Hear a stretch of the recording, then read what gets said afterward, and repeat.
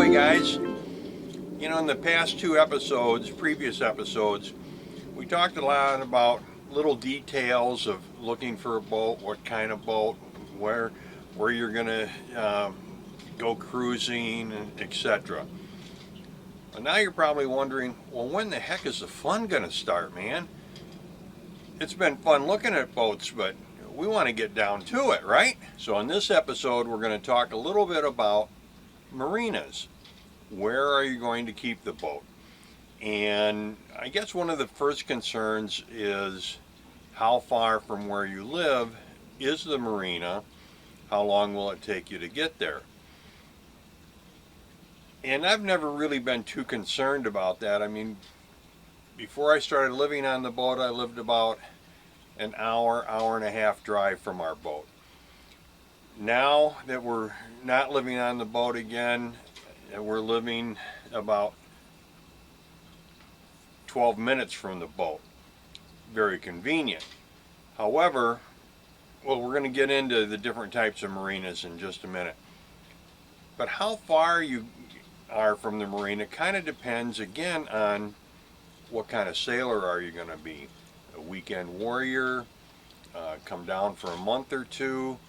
I mean, I was at one marina where a couple flew in from Wisconsin to Annapolis every other week, spent 3 or 4 days on the boat, flew back to Wisconsin.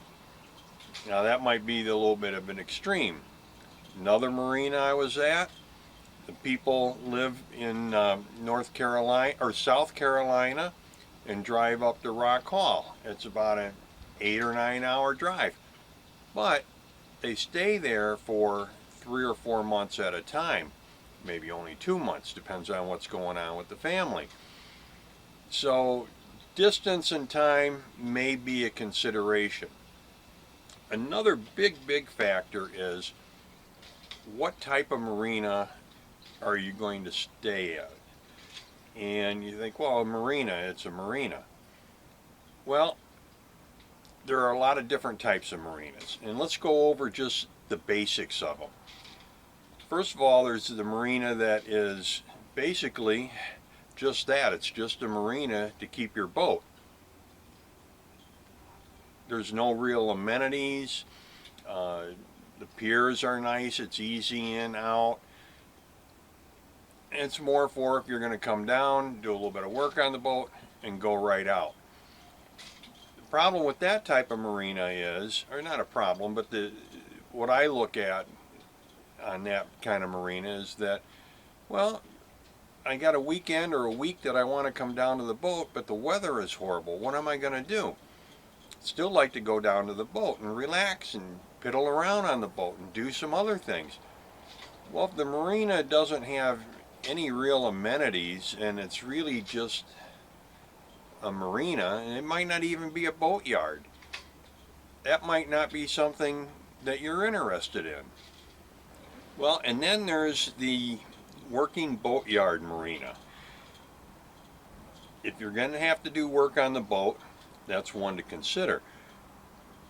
It may not have a lot of the amenities like a pool and some of the other things, but it's got the boatyard, it's got a travel lift, they've got supplies, a ship store.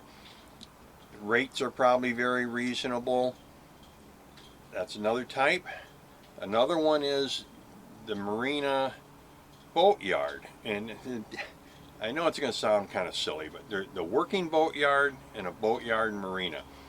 Now the marina boatyard usually has more amenities and a little nicer green space, and we're going to get into that in a couple of minutes about the marinas.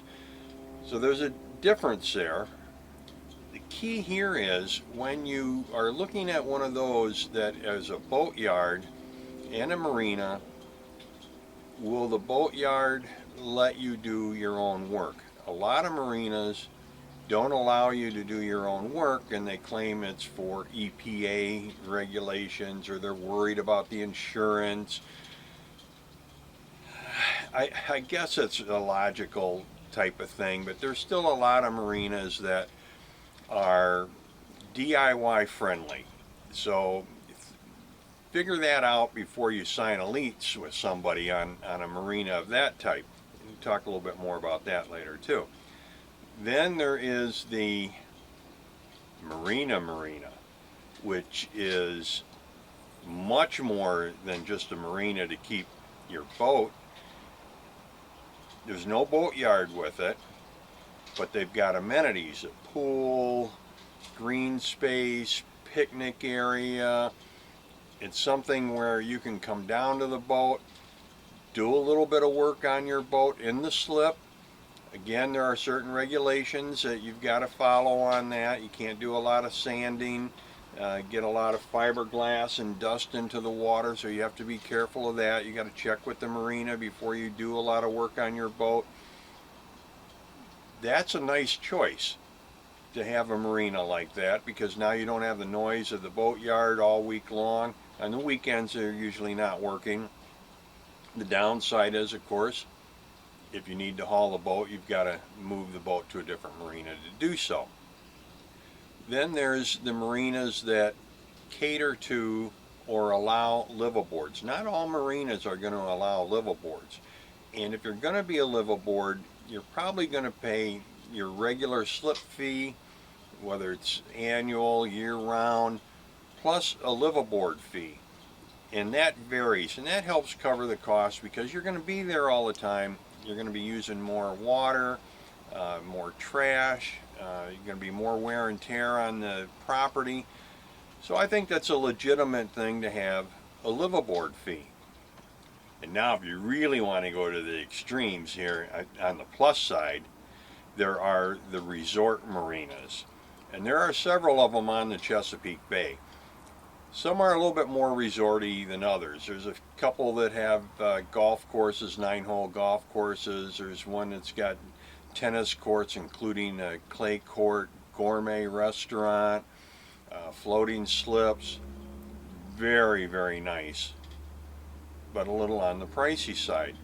And there's a couple of marinas around that are resort marinas to the point where there's tennis courts, just basic tennis courts. They've got a lot of green space.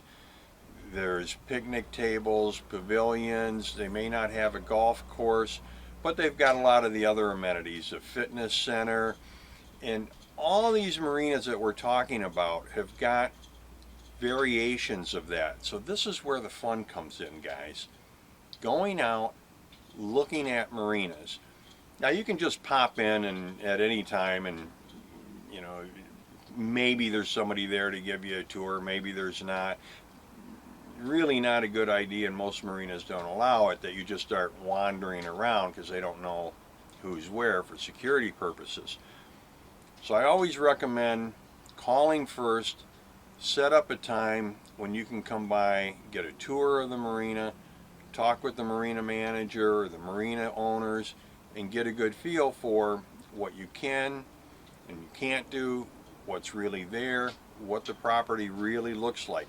Websites are helpful, but physically being there, can't beat it. Then of course there's always the marina that has a mooring field, where there's a mooring ball off in the distance, not too far, and you moor your boat there. You don't have electricity or running water, but that may not be important to you. But again, check with the marina as to what do you get with your fee for the mooring ball. Do you get the use of the bathhouses, the swimming pool, the pavilion, the cooking, place to throw your trash? Those are all things that you need to find out, and the best way to do that is go visit the marina. And marinas have a lot of different packages as far as slip rates are concerned. Are you going to just be seasonal? Maybe monthly? Annual? Are you going to stay in the water year round? A lot of marinas will allow you to stay in the water year round and have bubbler systems to keep the ice away. That's in the lower areas. The Chesapeake Bay itself hasn't frozen over really hard in quite a few years. But you still have to be careful if you're going to leave the boat in the water year round. And I have a lot of boat neighbors, and I keep this boat in the water year round, and I have for 9 years. In the spring, I do a haul and block. I clean everything up, get it ready for the season, and then like in mid-August, I'll do a short haul and have it cleaned and touch up the bottom paint, and then I can stay on the boat whenever I want. It's just convenient for me. I like that idea. But there's a lot of different packages that you can get. Some marinas may not offer all of them. Others have a big variety of packages to look at. So consider how you're going to use your boat. And the thing is, the nice thing about all of this, guys, is say you pick a marina, you think, oh, this is going to be great. You get there, and yeah, it's okay, but maybe it's a little far to travel from the marina to the main bay, or where you want to go cruising, or from your house. It's a boat. You don't have to pack everything up. You toss off the lines, you go to a new location. And we used to do that all the time when we had the power boat. We'd stay a year or 2 years. Usually it was like 2 years in one location, move to another location. Not that we were unhappy, it's just that we wanted a change of scenery. And that's the beauty of the boat. It's easy to do that. Now, while you're looking at marinas, there's some amenities to really take a look at. And I think an important one is a nice, clean, well-maintained facility. It's safe, it's sanitary, clean bathhouses. They clean the bathrooms on a daily basis, maybe a couple times a day. A ship store, not just miscellaneous little parts, but there's a lot of them that sell beer and wine. A lot of times you can get some very good deals at these marinas. All right, like North Point Marina, where I stayed for many years. Impeccably clean bathrooms, facility well maintained, ship store with beer and wine, very reasonably priced, and good wines. The other thing is they had really good Wi-Fi. When I first got there, it was a little spotty. They upgraded it, and most of the marinas nowadays have reliable, fast Wi-Fi. And that's important because if you want to come down to the boat early on in the week, you can work from the boat, you can stay caught up. A lot of people don't read magazines anymore, but they subscribe to the magazine electronically. So having good Wi-Fi is important for just recreation and for work.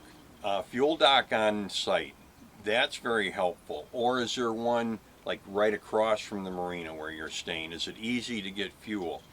Is it easy in, out, or do you have a narrow channel that you have to try and get through to get in or to get out of? At low tide, if you say you have a 6-foot draft, are you going to get in and out all right? There are some locations that's a little tricky. Most of them are okay though. I mean, you shouldn't have too much trouble with that. You know, are there picnic areas? Some of the marinas have the grills where you bring your own charcoal. Some marinas, they have gas grills that you can use at no charge. Another thing that I've always liked and considered is the green space, the gathering space, where you can go and relax a little bit, meet people, talk. Some of the marinas have gas grills and a pavilion where you can grill and have a little picnic area. Are there other picnic areas around? Is there an area where perhaps you can have a little campfire in the spring and the fall? That's really fun. Is there a beach area? There are so many possibilities that it's just a lot of fun to drive around and look at the facilities and see what's out there.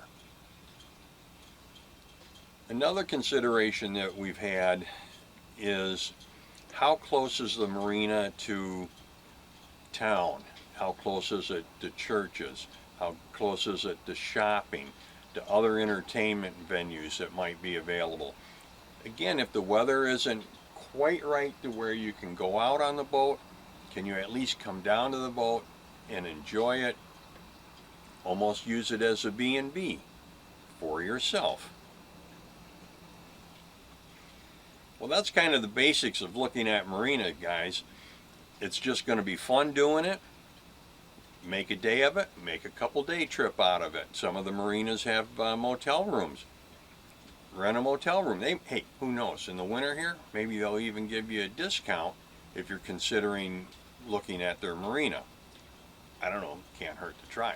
Okay, so we've kind of covered getting started in boating, looking at boats, different things to consider that you may want on the boat, where to keep your boat. Well, what's the next step?